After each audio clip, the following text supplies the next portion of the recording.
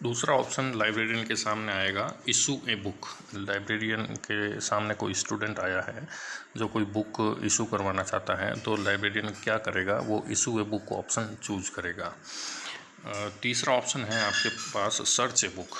Librarian किसी book के बारे में सर्च करना चाहता है कि वो लाइब्रेरी में अवेलेबल है या नहीं, तो वो तीसरा option search a book use करेगा। चौथा ऑप्शन है शो ऑल बुक्स।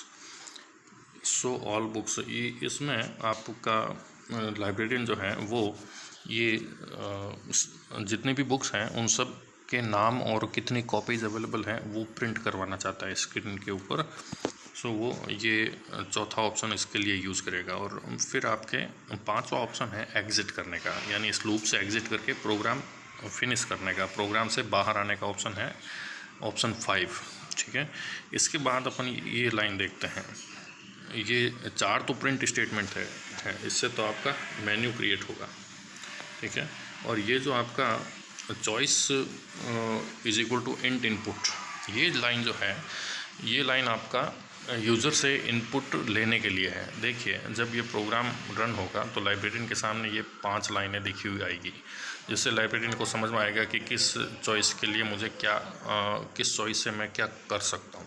फिर अपन ये स्टेटमेंट जो है लाइब्रेरियन से इनपुट लेगा एक्चुअल में, और फिर उसके बाद अपन क्या करते हैं कि जो भी लाइब्रेरियन ने चॉइस इनपुट डाली है, इनपुट करी है, उसके हिसाब से अपन एक्शन लेना चाहते हैं। ठीक है, तो सबसे पहले अपन देखते हैं कि क्या लाइब्रेरियन ने चॉइस 5 डाली है। अगर उसने चॉइस 5 डाली है तो इसका मतलब वो एग्जिट करना चाहता है, यानी वो इस प्रोग्राम से बाहर आना चाहता है। तो अपन क्या करते हैं, इसमें चॉइस 5 होने पे अपन सिर्फ एक काम करते हैं, ब्रेक करते हैं। अब ब्रेक स्टेटमेंट आपको याद होना चाहिए कि वाइल लूप जो है उसमें से ब्रेक स्टेटमेंट जब एग्जीक्यूट होगा तो अपन लूप से बाहर आ जाएंगे, यानी लूप पूरा ख़त्म हो जाएगा, आप लूप से बाहर आ जाएंगे।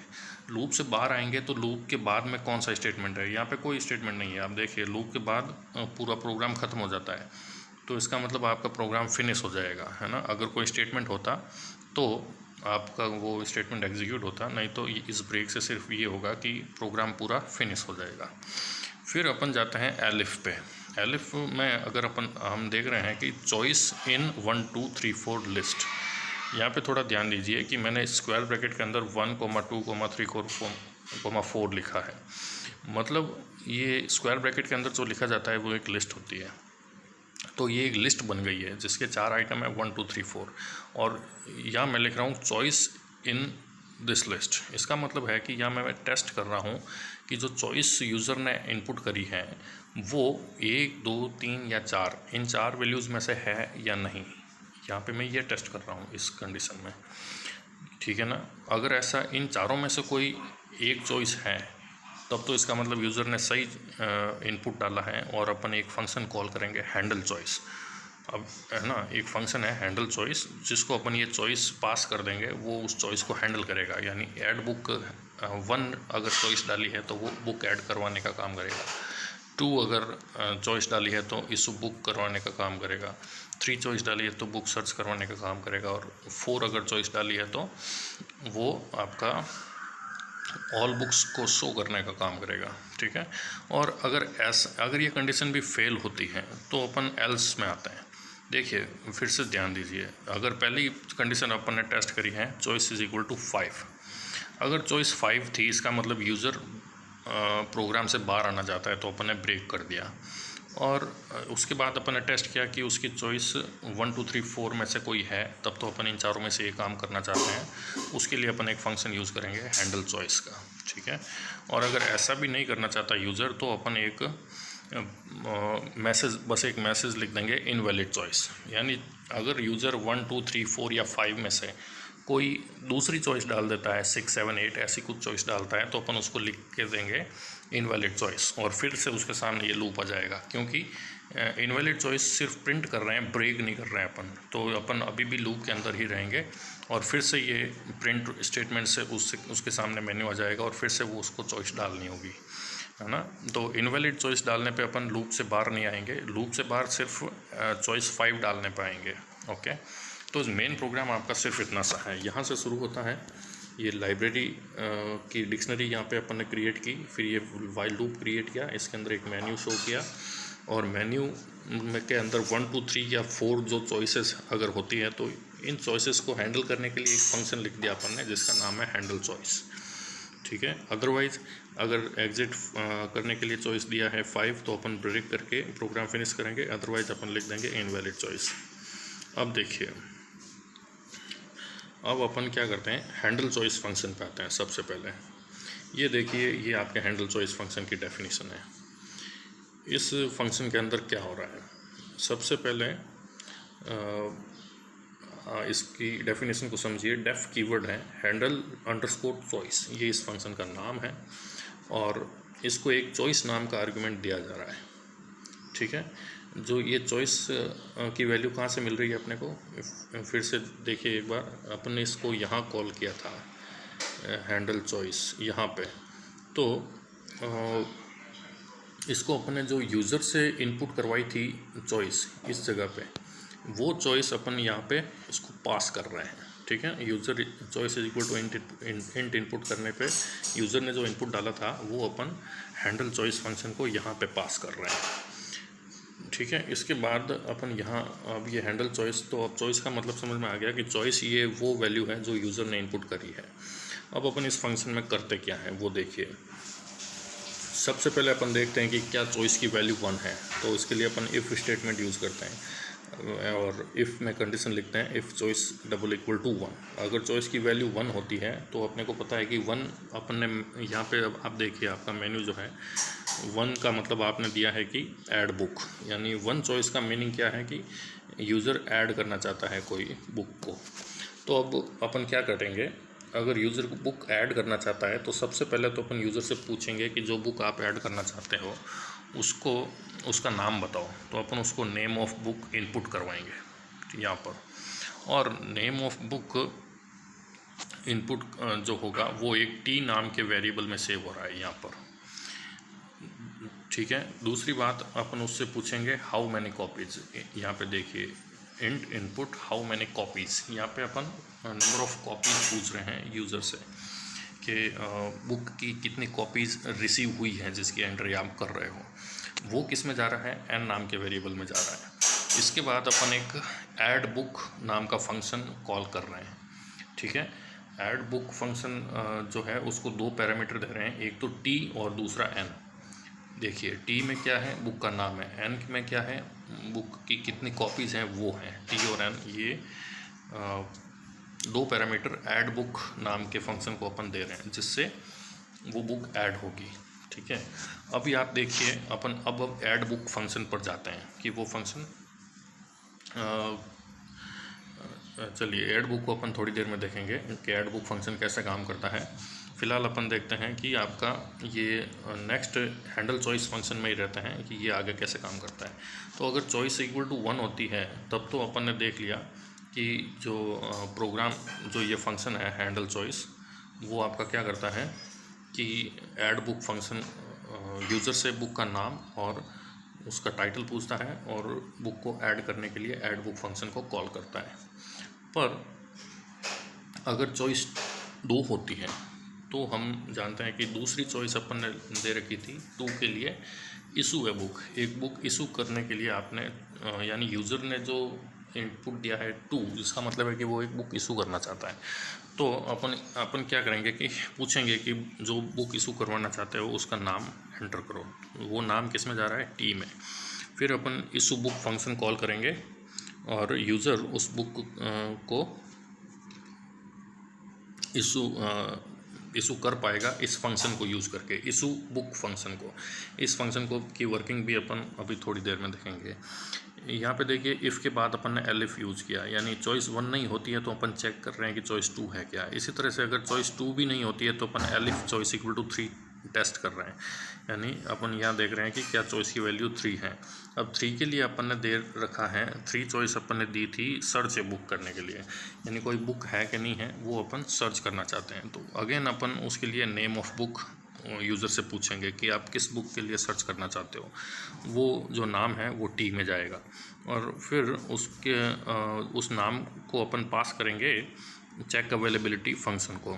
ये एक और फंक्शन है चेक अवेलेबिलिटी, जो कि किसी बुक की अवेलेबिलिटी के बारे में सर्च करके आपको बताएगा, ठीक है।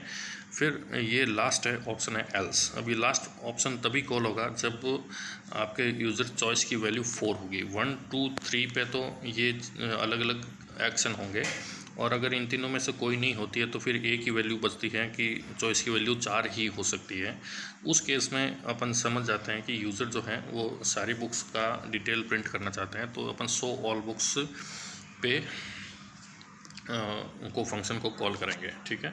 अब अपन ये यहाँ पे अपन देखते हैं कि ऐड बुक एक फंक्शन है, इशू बुक एक फंक्शन है, चेक अवेलेबिलिटी एक फंक्शन है, और शो ऑल बुक्स एक फंक्शन है। तो ये 4 फंक्शन हैं जो ये हैंडल चॉइस फंक्शन से कॉल हो सकता है। अब हम यहाँ क्या करते हैं कि ये एक एक फंक्शन को समझते हैं। सबसे पहले अपन देख रहे हैं आपका ऐड बुक फंक्शन। इसको एक बार ध्यान से देखिए, जब अपन इस फंक्शन को कॉल कर रहे हैं तो उसको 2 चीज़ें पास कर रहे हैं। पहला तो है टी, दूसरा है एन। टी के अंदर क्या है, बुक का नाम है। एन के अंदर क्या है, हाउ मैनी कॉपीज़, यानी कितनी कॉपीज़ ऐड हो रही है, ठीक है। ये 2 चीज़ें अपन बुक इस ऐड बुक फंक्शन को दे रहे हैं। अब अपन चलते हैं ऐड बुक फंक्शन की वर्किंग समझने के लिए। ये देखिए, ये आपका ऐड बुक फंक्शन है। यहाँ पर ये फंक्शन है ऐड बुक। अगेन फंक्शन की डेफिनेशन लिखने के लिए डेफ कीवर्ड है, फिर उसका फंक्शन का नाम है, फिर आपके ये लेफ़्ट और राइट ब्रैकेट है, फिर कोलन है। ये सारी चीज़ें आपको पता है कि फंक्शन लिखने के लिए इन चीज़ों की ज़रूरत होती है आपको। फिर इसके ये जो पैरामीटर्स हैं, जो आर्ग्यूमेंट्स हैं, वो ब्रैकेट्स के बीच में लिखे हुए हैं, book title comma copies, okay. 2 parameter हैं, पहला पैरामीटर है बुक का टाइटल, दूसरा है कॉपीज़। तो ऐड बुक फंक्शन को 2 अपन पैरामीटर दे रहे हैं। पहला तो बुक का नाम है, दूसरा कितनी कॉपीज़ उस बुक की ऐड हो रही है, ठीक है। अब इस फंक्शन के अंदर आते हैं। ये स्टेटमेंट देखिए, पहला स्टेटमेंट है ग्लोबल लाइब्रेरी। अच्छा, सबसे पहले तो आप ये नोट कीजिए कि डेफ जो कीवर्ड लिखा है, फंक्शन के स्टेटमेंट जो हैं वो सारे डेफ से एक इंडेंटेशन लेवल आगे लिखे हुए हैं। ये ध्यान से देखिए, डेफ के जस्ट नीचे नहीं लिखे हुए हैं। सारी चीज़ें जो है फंक्शन की वो डेफ कीवर्ड से आगे लिखी हुई है, इंडेंटेशन लेवल आगे रख के लिखी हुई है। अब अपन देखते हैं कि जो पहला स्टेटमेंट है वो है ग्लोबल लाइब्रेरी। ये क्या करता है कि जो लाइब्रेरी अपन ने क्रिएट की थी, याद कीजिए, जो आपका मेन प्रोग्राम के अंदर अपन ने एक लाइब्रेरी क्रिएट की थी, ये वाली डिक्शनरी, ठीक है। ये इसको माइंड में रखिए कि इसकी की है आपके बुक का नाम और वैल्यू है number of copies available in the library, ठीक है। ये डिक्शनरी माइंड में रखिए, इसका नाम है लाइब्रेरी। इसको अपन क्या करते हैं, ऐड बुक फंक्शन के अंदर ग्लोबल लाइब्रेरी इसको डिक्लेयर कर रहे हैं। अब ऐसा क्यों करना पड़ता है, ग्लोबल लाइब्रेरी ये स्टेटमेंट इसलिए लिखना पड़ता है अपने को, क्योंकि अपन इस लाइब्रेरी जो डिक्शनरी है उसकी वैल्यू को चेंज करने वाले हैं ऐड बुक के अंदर, क्योंकि अपन इसमें एक नई बुक ऐड करेंगे या है ना, तो उससे क्या होगा, डिक्शनरी चेंज होने वाली है। तो जब भी आप मेन प्रोग्राम के अंदर कोई आपने वेरिएबल क्रिएट किया है और उसको आप किसी फंक्शन में चेंज करना चाहते हो, उसको मॉडिफाई करना चाहते हो, तो आपको ये स्टेटमेंट लिखना ज़रूरी हो जाता है। ग्लोबल करके उस वेरिएबल का नाम लिखना होता है, तभी आप उस फंक्शन को चेंज कर पाते हो। तो ये ग्लोबल स्टेटमेंट लिखने के बाद ही आप कोई मेन प्रोग्राम के कोई वेरिएबल को किसी फंक्शन से चेंज कर सकते हो, अदरवाइज़ नहीं कर सकते, ठीक है। एक बार फिर से ध्यान से सुनिए कि जब कोई मेन प्रोग्राम का वेरिएबल है, यहाँ पे कौन सा वेरिएबल की बात हो रही है, लाइब्रेरी वेरिएबल की बात हो रही है। उस लाइब्रेरी वेरिएबल को आप चेंज करना चाहते हो, क्या चेंज करना चाहते हो कि उसमें एक नई बुक ऐड करना चाहते हो। तो ऐसा करने के लिए ये ज़रूरी है कि आप उस फंक्शन के अंदर ये स्टेटमेंट लिखो, ग्लोबल लाइब्रेरी, है ना। तो ग्लोबल करके वेरिएबल का नाम लिखने से आप कोई मेन प्रोग्राम के वेरिएबल जो है, जिसको ग्लोबल वेरिएबल कहते हैं, उस वेरिएबल को चेंज कर सकते हो। अदरवाइज आप किसी फंक्शन से ग्लोबल वेरिएबल को, मेन प्रोग्राम के वेरिएबल को चेंज नहीं कर सकते। अब इसके बाद आते हैं अपन इस लाइन पे। इस लाइन को देखिए, इसमें क्या लिखा है, इफ़, और इफ़ के साथ क्या कंडीशन लिखी है, बुक टाइटल इन लाइब्रेरी। यानी जो बुक टाइटल अपन ने पास करी है ना, जो ऐड बुक फंक्शन को बुक टाइटल अपन ने पास किया था, सबसे पहले अपन चेक कर रहे हैं कि लाइब्रेरी के अंदर ऑलरेडी वो बुक है क्या। ऐसा हो सकता है कि लाइब्रेरी में कुछ बुक्स को, एक बुक की कुछ कॉपीज़ पहले से पड़ी हो और कुछ नई कॉपीज़ आई हो, ऐसा हो सकता है। या फिर ये हो सकता है कि बिल्कुल नई बुक आई हो जो पहले लाइब्रेरी में बिल्कुल थी नहीं, है ना, दोनों सिचुएशन हो सकती है। तो अपन पहले चेक कर रहे हैं कि ये इस बुक की कुछ कॉपीज़ ऑलरेडी है या नहीं लाइब्रेरी के अंदर। तो वो अपन इस तरह से चेक करेंगे, if book title in library. इससे ये चेक होगा कि बुक टाइटल जो है वो लाइब्रेरी में ऑलरेडी है या नहीं। अगर होता है तो इसका मतलब कुछ कॉपीज़ उसके अंदर ऑलरेडी है, ठीक है ना। अब अपने को जो नई कॉपी, नंबर ऑफ़ कॉपीज़ इस पैरामीटर से पता चल रही है, वो उसमें ऐड करनी है। तो अपन क्या लिखते हैं, अपन लिखते हैं library square bracket book title. अब library square bracket book title, याद रखिए डिक्शनरी का नाम है लाइब्रेरी, उसके अंदर की है बुक टाइटल, है ना। और स्क्वायर ब्रैकेट के अंदर इस तरह से लिखने से अपने को उसकी वैल्यू मिलेगी, यानी library square bracket book title लिखने से अपने को उस बुक की कितनी कॉपीज़ हैं वो चीज़ मिल जाएगी, यानी लाइब्रेरी के अंदर उस की के साथ क्या वैल्यू है वो वैल्यू मिल जाएगी। उस वैल्यू को अपन मॉडिफाई कर रहे हैं, प्लस इक्वल टू कॉपीज़ कर रहे हैं। प्लस इक्वल टू कॉपीज़ करने का मतलब है कि लाइब्रेरी के अंदर उस बुक टाइटल की जितनी कॉपीज़ ऑलरेडी अवेलेबल हैं उसमें जो नई कॉपी आई है वो ऐड हो जाएगी, ठीक है। सपोज़ किसी बुक कोई बुक है, उसकी 10 कॉपीज़ ऑलरेडी लाइब्रेरी में पड़ी है, तो प्लस इक्वल टू कॉपीज़ करने से क्या होगा, सपोज़ कॉपीज़ में आपके पास 2 नई कॉपी आई है उस बुक की, तो अब क्या होगा कि जो लाइब्रेरी का जो बुक टाइटल की वैल्यू है वो 10 के अंदर 2 ऐड हो जाएगा, तो नई कॉपीज़, नंबर ऑफ़ कॉपीज़ की नई वैल्यू क्या हो जाएगी 12। तो उस बुक की नई वैल्यू आपकी लाइब्रेरी के अंदर कितनी हो जाएगी 12, ठीक है। तो ये बहुत इम्पोर्टेंट है। इसके बाद अपन आते हैं एल्स पे। देखिए कंडीशन थी कि अपन ने पहले तो ये देखा कि क्या लाइब्रेरी के अंदर वो बुक है या नहीं है। अगर बुक है तब तो अपन ने उसकी जो वैल्यू है उसको ऐड कर दिया, उसके अंदर कॉपीज़ को ऐड कर दिया। और अगर ऐसा नहीं होता है तो इसका मतलब यानी ये कंडीशन अगर फेल होती है कि बुक टाइटल लाइब्रेरी के अंदर नहीं है, इसका मतलब ये जो बुक है वो पहली बार लाइब्रेरी में आ रही है, वो ऑलरेडी अवेलेबल नहीं है डिक्शनरी के अंदर। सो अपन क्या करेंगे, एक नई एंट्री करनी है अपने को। तो अपन नई एंट्री करने का भी जो तरीका है वो ऑलमोस्ट वही है, लाइब्रेरी स्क्वायर ब्रैकेट और बुक का टाइटल इक्वल टू करके कॉपीज़ करेंगे। देखिए मैंने कहा था कि लाइब्रेरी एक डिक्शनरी है, उसकी की जो है वो बुक टाइटल है और जो वैल्यू है वो उस बुक की कॉपीज़ हैं, इसलिए अपन ने इस तरह से इसकी एंट्री करी है। तो library square bracket book title equal to copies लिखने से जो आपकी लाइब्रेरी डिक्शनरी है उसके अंदर एक नई एंट्री हो जाएगी जिसकी की होगी जो बुक का टाइटल आपने दिया है और उसकी वैल्यू होगी जो नंबर ऑफ़ कॉपीज़ आपने उसमें दिया है, ठीक है। उसके बाद अपन क्या करते हैं, जस्ट एक प्रिंट लिख देते हैं बुक एडेड, एक प्रिंट स्टेटमेंट आ जाता है बुक एडेड, यानी अपन कह देते हैं कि हमने बुक ऐड कर दी है। तो ये ऐड बुक फंक्शन जो है उसका ये काम है, ये फिनिश हो जाता है यहाँ पर, ठीक है। अब अपन वापस एक बार हैंडल चॉइस में जाते हैं। हैंडल चॉइस फंक्शन था जहाँ पे अपन अलग अलग चॉइसेस को हैंडल कर रहे थे, ये यहाँ से अपन ने ऐड बुक देखा था। अब अपन देखते हैं इशू बुक, ठीक है। यानी चॉइस 2 जब होती है, यूज़र जो लाइब्रेरियन है आपका वो चॉइस 1 ना डाल के अगर चॉइस 2 डालता है तो अपन एक इशू बुक फंक्शन कॉल करते हैं, ठीक है। तो ये इशू बुक फंक्शन कैसे काम करता है वो अपन देखते हैं। सबसे पहले तो आप देखिए कि अपन ने यहाँ पे नेम ऑफ बुक पूछा है यूज़र से कि जो बुक इशू करवाना चाहता है वो उसका नाम क्या है। वो नाम अपन ने किस में सेव किया है, टी में सेव किया है, और इस टी को अपन ने इशू बुक फंक्शन को एज ए पैरामीटर या एज एन आर्गूमेंट पास कर दिया है, ठीक है। अब देखते हैं कि ये इशू बुक फंक्शन कैसे वर्क करता है। ये देखिए आपका इशू बुक फंक्शन है, इसमें क्या हो रहा है आपका, अगेन ग्लोबल लाइब्रेरी अपन ये स्टेटमेंट लिख रहे हैं। अब ग्लोबल लाइब्रेरी क्यों लिखा, क्योंकि अपन जो लाइब्रेरी डिक्शनरी है मेन प्रोग्राम की उसको चेंज करना चाहते हैं यहाँ पे, इसलिए अपन ने इसको ये स्टेटमेंट लिखना ज़रूरी है ग्लोबल लाइब्रेरी। अदरवाइज़ ये अपने को अपन मेन प्रोग्राम के वेरिएबल को किसी फंक्शन के थ्रू चेंज नहीं कर सकते हैं। अब पहला उसके बाद नेक्स्ट स्टेटमेंट है आपका, अगेन अपन चेक कर रहे हैं अगर if book title not in library. यहाँ पे देखिए बुक टाइटल क्या है, ये इसका पैरामीटर है। जो बुक का टाइटल इस बुक फंक्शन को पास हो रहा है वो उसका पैरामीटर है। तो पहला काम अपन ये करते हैं कि अपन ये देख रहे हैं कि बुक टाइटल लाइब्रेरी के अंदर है या नहीं। तो अगर हम चेक कर रहे हैं नॉट इन, अगर नहीं होता है तो अपन ये बोल देंगे सॉरी बुक नॉट अवेलेबल।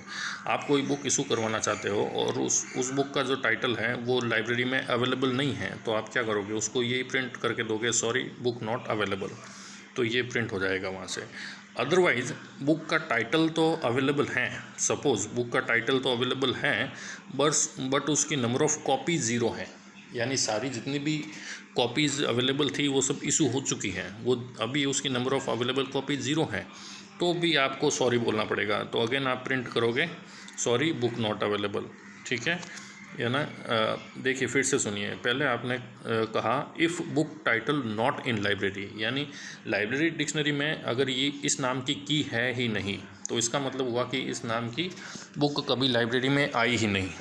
तो अपने को सॉरी बोलना पड़ेगा लाइब्रेरियन को कि ऐसी बुक अवेलेबल नहीं है जो आप इशू करवाना चाहते हो।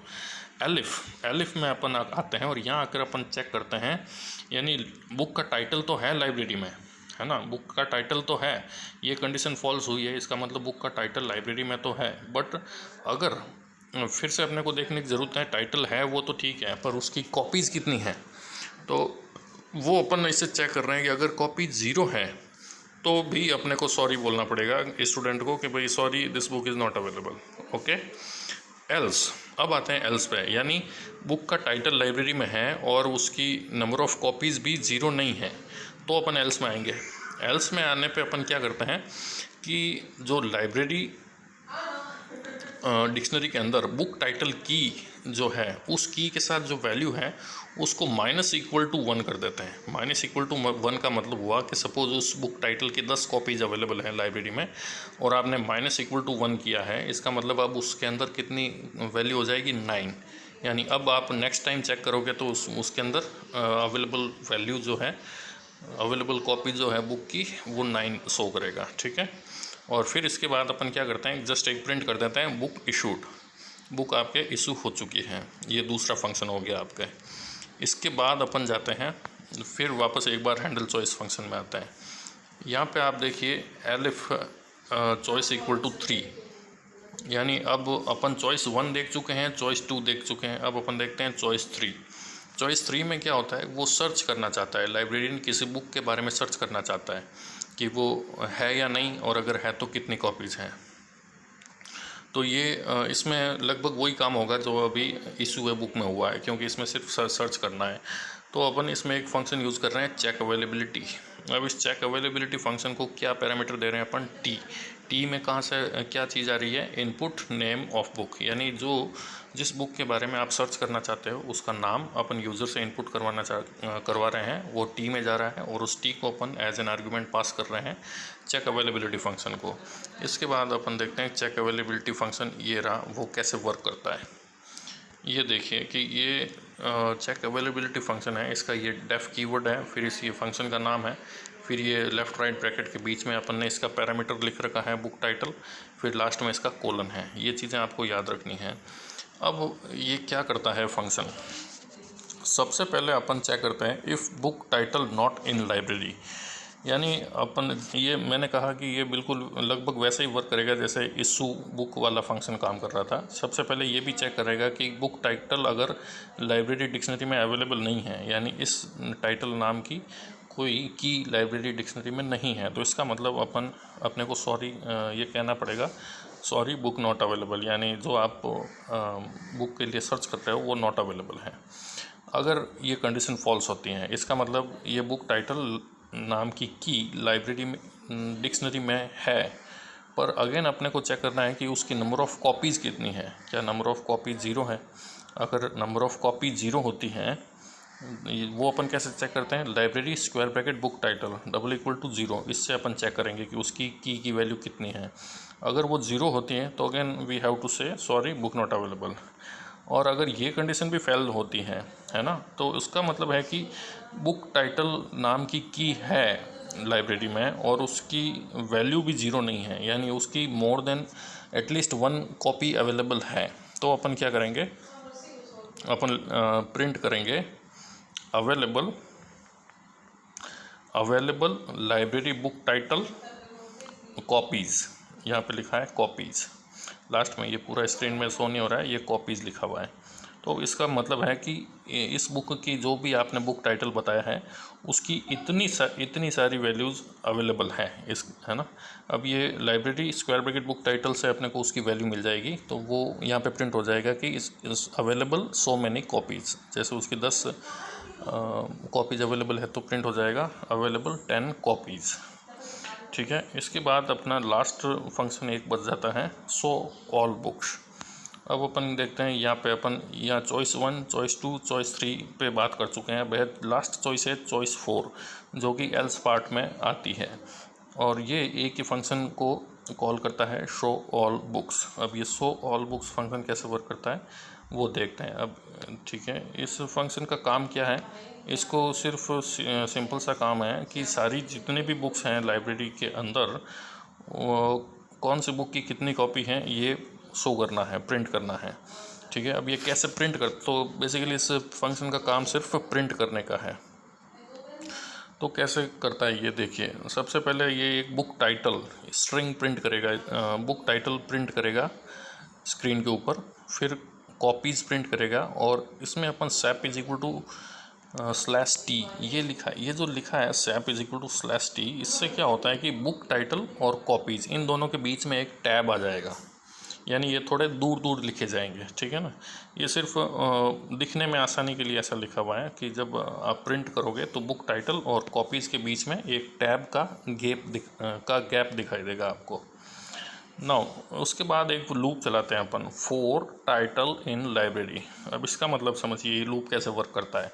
फॉर टाइटल इन लाइब्रेरी, ये जो लूप है वो ऐसे वर्क करता है कि लाइब्रेरी जो डिक्शनरी है उसकी जो कीज़ हैं वो कीज़ आने वाली हैं 1 by 1 टाइटल के अंदर। ठीक है, नॉर्मली आपने 4 i इन रेंज 1 to 10 ऐसा करके लूप देखे हैं। ये लूप अलग तरह का है, जिसमें आपको किसी एक लिस्ट या डिक्शनरी की वैल्यू जो है जो 1 by 1 लूप वेरिएबल के अंदर आ रही है। तो लूप वेरिएबल आपका है उसका नाम है टाइटल। उसके अंदर वैल्यूज़ क्या आने वाली है, लाइब्रेरी डिक्शनरी की कीज़ आने वाली है, यानी बुक्स के जो, और लाइब्रेरी डिक्शनरी की क्या है, जो बुक्स के नाम है वो कीज़ हैं। तो बुक्स के नाम एक एक करके टाइटल में आने वाले हैं। ठीक है, अब अपन प्रिंट क्या करते हैं, एक तो टाइटल यानी जो बुक का नाम है उसे प्रिंट कर रहे हैं, फिर अपन प्रिंट कर रहे हैं लाइब्रेरी स्क्वायर ब्रैकेट टाइटल, जिसका मतलब है कि लाइब्रेरी डिक्शनरी में उस टाइटल के लिए कितनी वैल्यू है, यानी उस टाइटल की कितनी कॉपीज़ अवेलेबल हैं लाइब्रेरी के अंदर, वो चीज़ प्रिंट होगी। अगेन अपन sep is equal to /t use कर रहे हैं, जिससे टाइटल और उसकी अवेलेबल कॉपीज़ के बीच में आपको एक टैब का गैप दिखाई देगा। ठीक है, बस ये इतना सा काम है इस शो ऑल फंक्शन का। तो ये आपका एक लाइब्रेरी मैनेजमेंट का छोटा सा प्रोग्राम है, जिसमें आपके मेनली 4 फंक्शंस है, और एक हेल्पर फंक्शन हैंडल चॉइस अलग से लिख दिया अपन ने। एक्चुअली अपन कितने भी फंक्शन लिख सकते हैं प्रोग्राम के अंदर, वो अपनी मर्जी पे है। और ये आपका मेन प्रोग्राम है जो रेड कलर में लिखा हुआ है। Thank you.